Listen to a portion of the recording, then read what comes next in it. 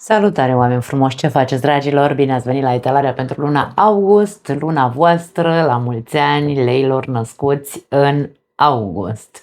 Vă doresc o zi minunată, să aveți parte de o lună minunată, de ce nu? Și am de făcut un anunț ca să știe toată lumea că cele două canale cu care m-am tot lăudat că le-am deschis, să știți că oficial sunt închise pentru că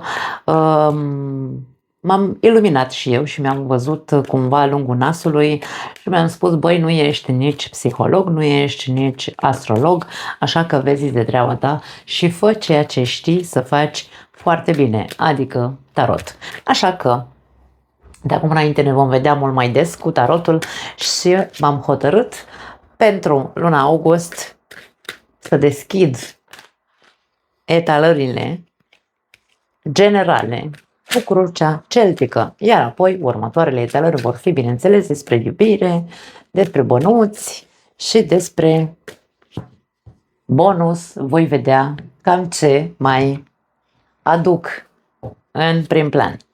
Hai să vedem. Așezăm cărțile, să vedem care este energia pentru lei în luna august. 9 de bâte, avem o energie, hai să spunem, greoaie din punctul tău de vedere, adică te simți apăsat, te simți fără forțe, dar chiar dacă simți că nu mai ai forță, mai ai, încearcă să o găsești, pentru că există. Energia unora dintre voi este de nu știu cât o să mai pot să suport o situație, nu știu cât o să mai pot să, nu știu dacă o să pot să mă ridic, nu știu dacă voi găsi putere să trec peste ceea ce trec în momentul de față, dar 9 de bâte este figura luptătorului, aceluia care a luptat în această viață, care știe ce înseamnă fiecare bătălie pe care a dus-o, din care probabil a ieșit cu câte o rană, însă chiar dacă ești rănit, există ceva în tine ce mereu îți oferă, da? E ceva în tine care de care mereu reușești să te agăți ca să te ridici. Poate că în acest moment nu simți, uite, avem un diavol aici, poate că în acest moment ceea ce se întâmplă este toxic, este foarte, hai să spunem, drastic, poate fi pentru alții dintre voi,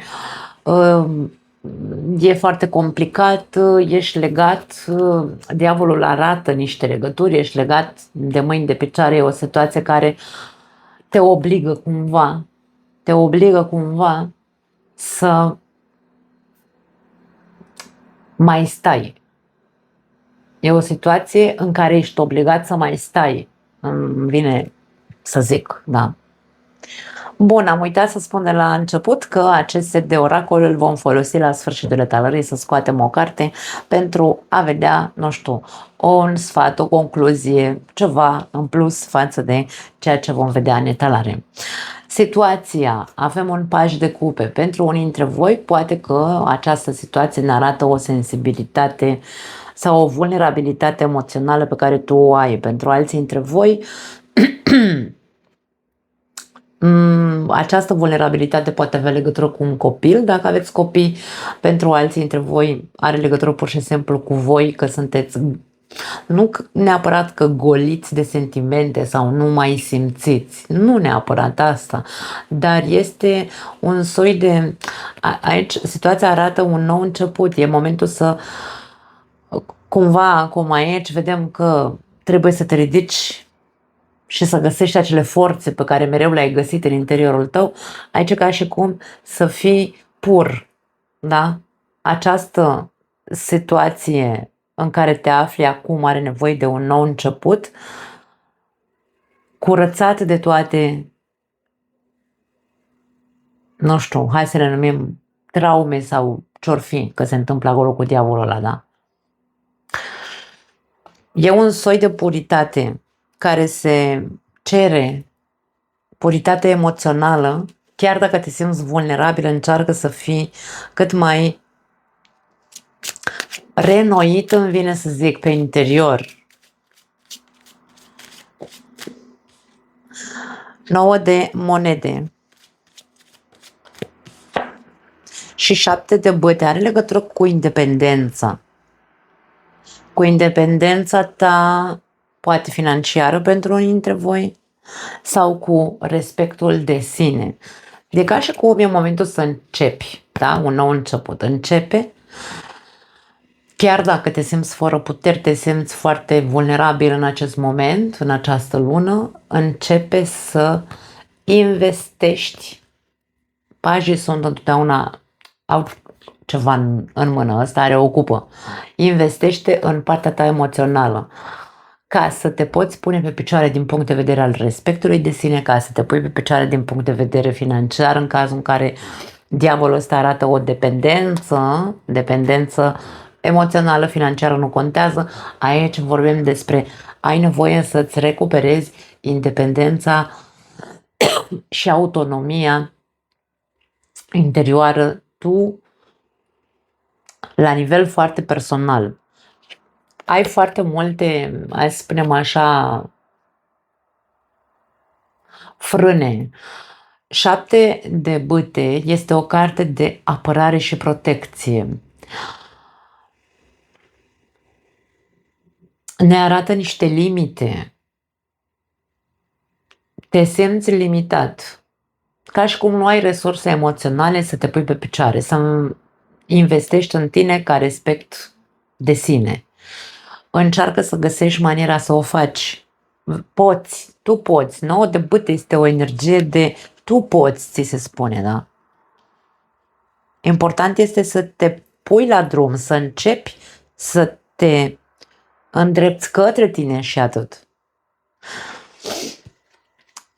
Ce gândești tu sau ce se află în mintea ta? Avem Marele Preot. Atenție cu credințele, pentru că Marele Preot este o carte a credințelor noastre. 7 de bâte poate să fie și ea, cum este o carte de protecție, da, de limite. Sunt limitat de ceea ce cred despre mine, despre viață, despre alții, despre orice în această lume, da? Care sunt credințele tale? Încearcă să le aduci în conștient și să vezi dacă sunt credințe limitative, sunt credințe care te blochează sau îți provoacă blocaje emoționale sau interioare, sau pur și simplu sunt preluate de la strămoși sau de la părinți, pentru că e cartea familiei Marele Preot. Aici e un soi de sfat, dacă vreți, pentru unii dintre voi, la nivel mental sau conștient, încercați să fiți cât de maturi, cât de înțelepți puteți fi, pentru că Marele Preot reprezintă și înțelepciunea. Înțelepciunea, măiestria, propriul ghid interior, da? Reprezintă protecție Marele Preot, dar la nivel mental conștient, dacă ne protejăm cu propriile noastre credințe aici, deja intrăm într-un blocaj. 4 de bâte, în legătură cu familia, are legătură cu familia această situație, aș spune. Poate să fie pentru unii dintre voi cu un copil, ori copilul vrea să se independizeze, nu știu dacă e corect în românește, da? Vrea să plece de acasă și să stea singur și voi nu sunteți de acord sau aveți foarte multe frici, poate să fie, da? Aici avem această combinație.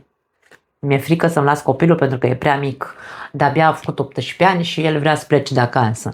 Cumva este un soi de protecție, vreau să-mi protejez copilul, să-i fie bine, nu vreau să-l las să plece, poate să fie. Și aici avem cartea iluziilor, 7 de cupe.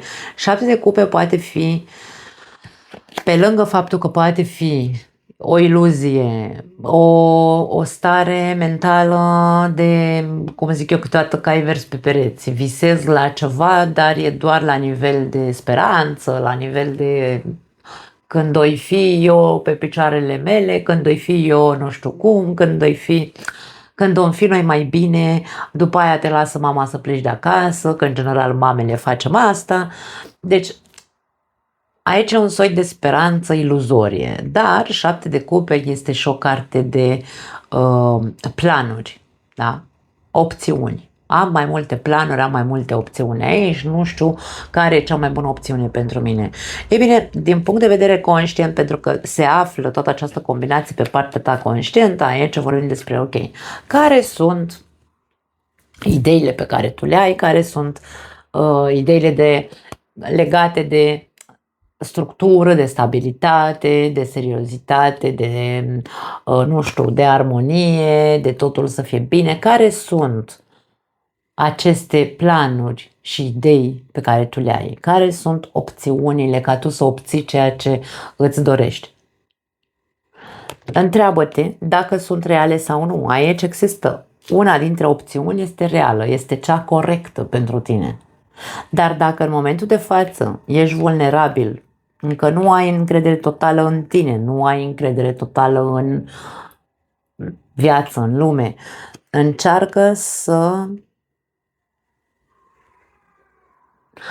nu faci niciun fel de alegere. 7 de cupe ne spune, dacă ai dubii și nu știi care este acea opțiune benefică pentru tine, nu lua nicio decizie, nu alege absolut nimic.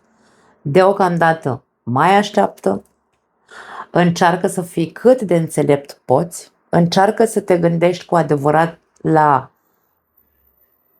a nu pierde o structură pe care deja o ai în viața ta, o stabilitate pe care deja o ai în viața ta, pentru că aici poți să dai cu bâta în baltă, făcând o alegere, nu știu, a te păcăli singur. Mintea ta te poate păcăli, îți dă multe variante și îți spune aia și tu să fii foarte confuz, pentru că 7 de cupe este o carte de confuzie. Însă chiar dacă ești confuz, considerând că totuși ești un adult, vei putea face greșeala să iei o decizie și să nu fie cea benefică pentru tine. Așadar, aș spune, gândește-te foarte bine de aia spun înțelepciune, gândește-te foarte bine la cât de multe ai de fapt de pierdut dacă iei o decizie greșită. Gândește-te la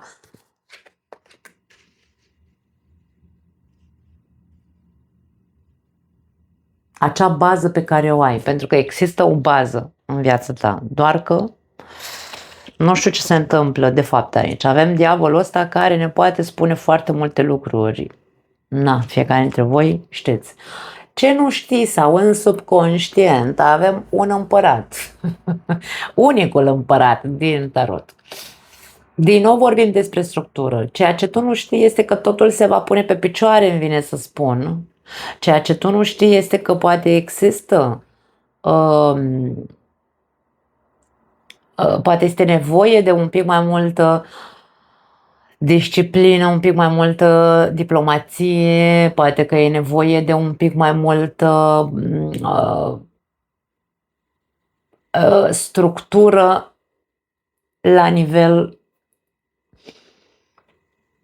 de comportamente inconștiente, pentru că împăratul pe partea inconștientă poate fi, nu știu, comportamente tiranice, comportamente de șef, eu sunt aici, nu știu, ego foarte mare, putem să fim, ce să zic,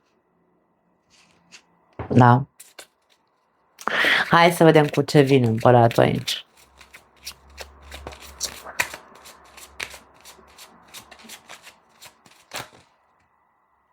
Nu, sunt foarte multe cărți, nu vrem atâtea.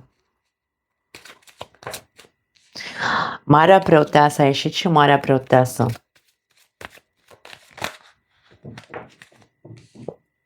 Și 10 de monede, deci exact ce am simțit să spun.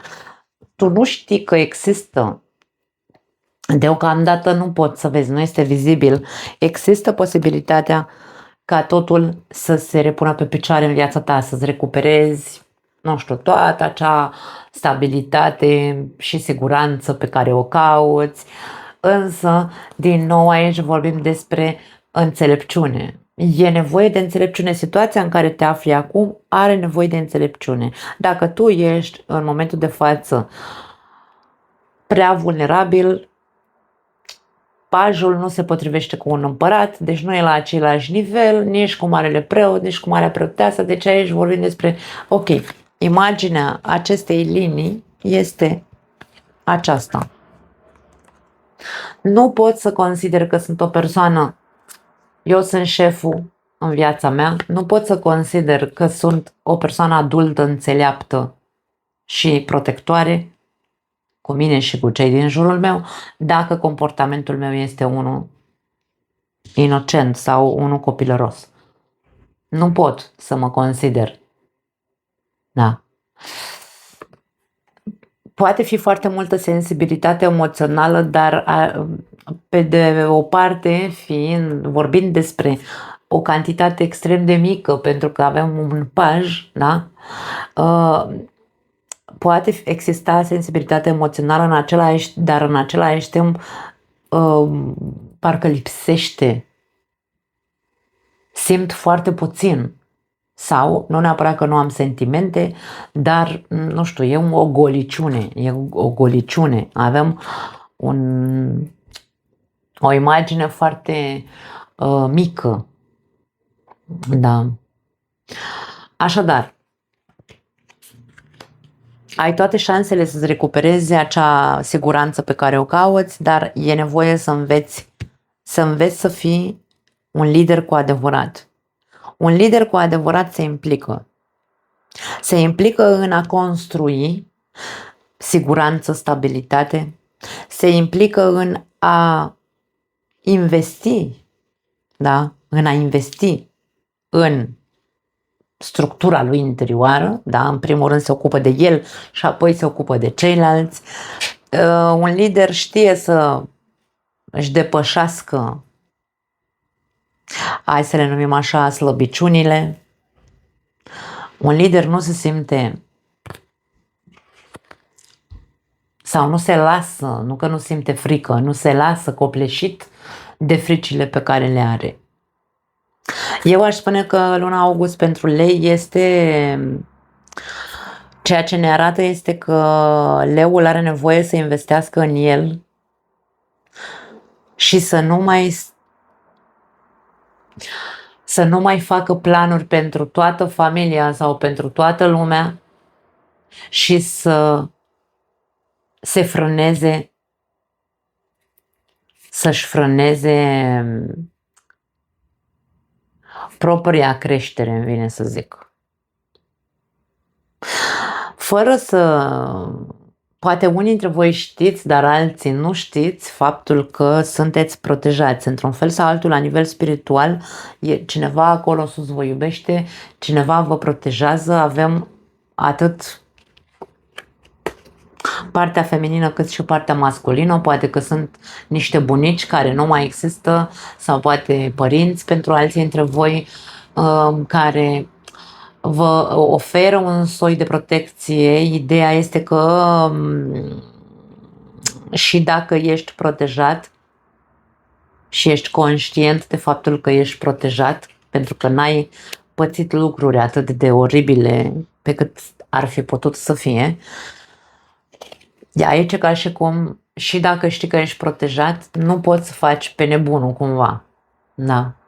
Nu poți nici să stai cu capul în nori și să crezi că totul o să iasă bine, fără ca tu să faci nimic, dar nici nu poți să fii cel care dă cu pumnul masă să fie ca tine mereu. Trebuie să existe conștiința că, în ciuda protecției, și tu trebuie să dărâmi niște bariere pe care le ai și tu trebuie să faci o muncă personală cu tine ca să te pui pe picioare din punct de vedere emoțional. Aici există ceva emoțional ce nu e ok pentru unii dintre voi sau nu sunteți ok din punct de vedere emoțional. Ia uite turnul, în trecut turnul, ceva s-a prăbușit, ai pierdut ceva, poate ceva important. Alții dintre voi poate ați avut revelații în ultima perioadă, ați văzut lucruri pe care nu le-ați văzut, nu le-ați putut vedea până mai ieri, da? Ați înțeles? 9 de cupe, ai înțeles că cea mai importantă persoană din viața ta ești tu? Mă bucur, este o frază care eu am în mintea mea de mic copil, din adolescență și na, mă caracterizează acest egoism berbecesc, ce să fac? Cea mai importantă persoană din viața ta ești tu. Dacă ai realizat acest lucru, dacă ai conștientizat acest lucru și l-ai înțeles, este foarte ok. Doar că ceea ce vedem aici mai are nevoie de muncă, da? Și 10 de spade. Chiar dacă ai înțeles acest aspect, chiar dacă ai înțeles, ți s-a tot revelat, cea mai importantă persoană din viața ta ești tu. Autostima este important să o ai, nu știu, să o ai sănătoasă, să fii pe picioarele tale, să fii sigur pe tine și așa mai departe. Nu ai reușit aici, există, nu ai reușit de moment, aș spune. Dar poate că asta vor să ne spună cărțile. Este momentul să începi să te ocupi de tine, nu te mai bloca singur, nu-ți mai frâna avansul. Da? Pentru alții dintre voi, această combinație poate însemna pierderea cuiva sau suferința unei trădări neașteptate, care v-a pus la pământ și care, bineînțeles, v-a afectat foarte mult siguranța de sine, autostima și toate lucrurile astea. Afecțiunile voastre din ziua de azi pot avea de văzut cu revelarea unei trădări care v-a dat lumea peste cap, lumea interioară, lumea emoțională, dar e momentul să încep din nou, dragă leu, nu pot să spun altceva. În următoarele 3 luni de zile avem 7 de monede. 7 de monede este cartea răbdării, adică a avea răbdare. A avea răbdare cu tine este o carte de investiții, inclusiv. De ce? Pentru că aici avem o persoană care a investit, a băgat niște semințe în pământ și are grijă de ele, le udă, pregătește, da, ia ierburile care ies pe lângă acea plantă, o îngrijește și bineînțeles că va culege niște roade. Poate că dacă ești tu, începi să investești în tine, peste 3 luni de zile vei vedea anumite rezultate. Hai să vedem ce rezultate poți obține după 3 luni de zile, dragă leu. Atenția, poate că este unul dintre rezultate, da? Poate că vei fi mult mai, hai să spunem așa, mai atent la ceea ce vine din exteriorul tău, ca și cum când primești o ofertă sau o invitație sau nu știu, o mână întinsă de la cineva, da? Să o vezi, să nu mai stai doar în aoleu, ce se întâmplă în viața mea nu-mi place absolut deloc și așa mai departe. Da? Deci aici e vorba despre rezultatele. Unul dintre rezultate poate fi atenția, îmi vine să spun distributivă sau distribuită, nu știu cum se spune corect, în fine. Vei fi mult mai atent în viața ta și vei vedea absolut toate lucrurile. Și moartea, un al doilea rezultat este transformarea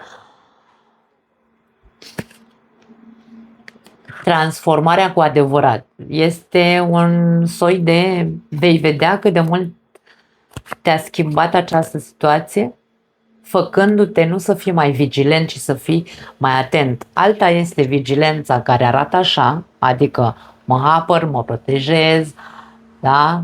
Să nu mi încalce nimeni în teritoriu, să nu mă calce nimeni pe coadă, și alta este să fiu foarte atent la ceea ce totuși primesc din exterior, fie ele mesaje, fie ele invitații, fie ele iubire, pentru că aici avem cupă, da?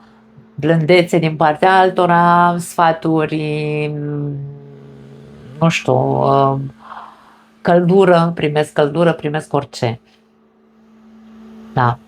Va avea loc o transformare radicală, aș spune, în viața multora dintre voi, dacă aveți răbdare cu voi și dacă, bineînțeles, începeți acest proces de investiție personală, în ceea ce vă privește, ca voi să fiți bine cu adevărat. Nu să fiți bine, insist, dând cu pumnul în masă, cerând să fiți liderul și șeful. Nu. Adevărata investiție. Concluzia. Ce avem aici? 6 de cupe. Concluzia, 6 de cupe, cartea trecutului. Poate ceva din trecut se așează în tine în sfârșit. Ce vedem în trecut este suferință. Regina de spade. Poate vei înțelege mult mai bine sau cel puțin nu vei mai... Uite, și din nou aici înțelepciunea. Poate că în sfârșit vei face o introspecție cu adevărat profundă în acel trecut.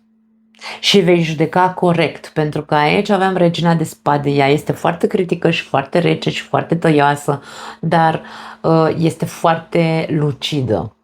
Da. Poate că această etalare ne spune că luna august, dacă leul se apucă de munca reală cu el însuși și nu mai trăiește doar pentru alții, pentru familie, pentru copii, pentru a nu-și pierde o certă stabilitate și nu trăiește în vise, speranțe, deșarte, iluzii sau în vai câte opțiuni am și lasă că o să aleg, dar poate exista șansă să aleagă greșit.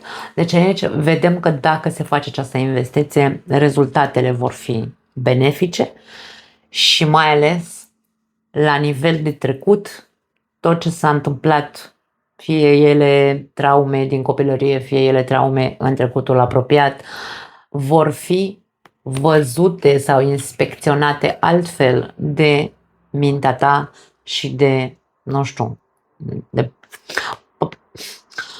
partea asta realistă, îmi vine să spun, din fiecare dintre noi, da? De acea luciditate. Vei evalua trecutul altfel. Îl vei înțelege poate altfel. Tu poți, dragă Leo, nu pot spune altceva. Hai să vedem un mesaj de la acel minunat oracol pentru voi, pentru a închide această etalare, să vedem și el ce vrea să... Ok. Intuiție avem. Dragii mei, intuiția este hai să spunem așa, pentru mine, intuiția noastră este o formă naturală de a ști sau de a înțelege ceea ce ne transmite corpul nostru în totalitate. Pentru mine, intuiția are de legătură cu cele 5 simțuri, văd ce trăiesc, văd ce zace în mine,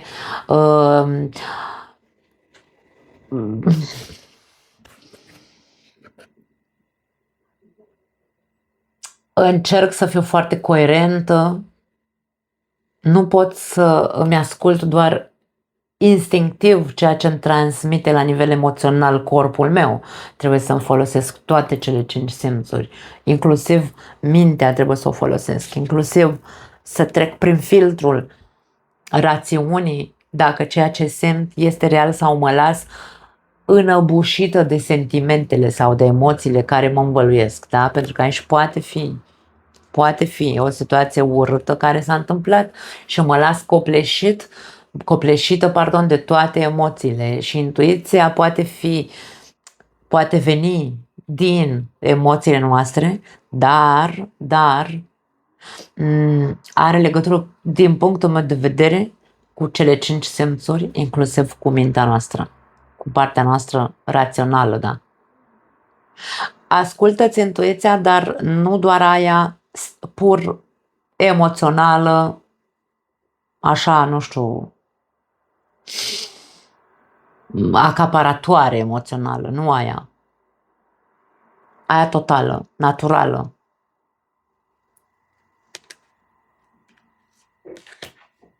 E ca și cum intuitiv tu știi ce trebuie să investești în tine sau într-un mod natural tu știi ce investiții trebuie să faci în tine, știi de ce credințe trebuie să scapi, știi cu ce te alimentezi la nivel mental, că sunt iluzii sau nu, tu știi, că sunt lucruri reale sau nu, tu știi lucrurile astea. Tu știi că pe alocuri comportamentul tău este unul destul de, hai să spunem, tiranic.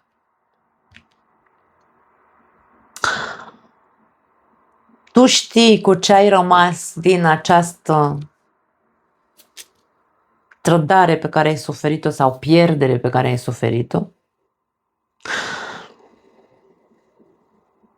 Tu știi că dacă faci sau nu faci ceva în viața ta, rezultatele cam știi pe unde ar putea ajunge și tu știi inclusiv că ar trebui să te întorci în trecut, să-l revizuiești și să-l interpretezi la nivel mental într-un mod lucid. Foarte tare, cum ies mesajele așa, nu știu ce să zic, dragii mei. Sper că această etalare să fie, nu știu ce să zic, nu să fie valabilă pentru mulți lei, dar să fie de ajutor pentru mulți dintre voi, dacă vă aflați, bineînțeles, în această situație. Nu mai am altceva pentru voi, ne vedem în curând, vă pupăcesc și vă urez din nou o lună minunată, dragii mei. Ceau!